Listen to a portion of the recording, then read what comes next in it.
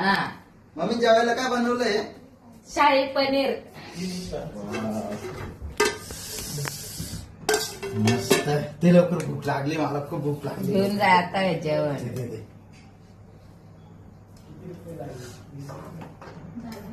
मस्त वास येतोय.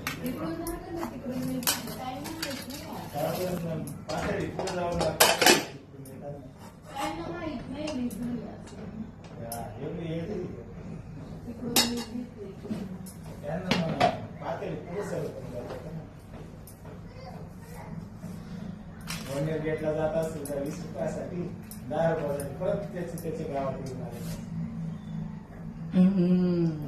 जा जेवायला. बघ कसं झालं.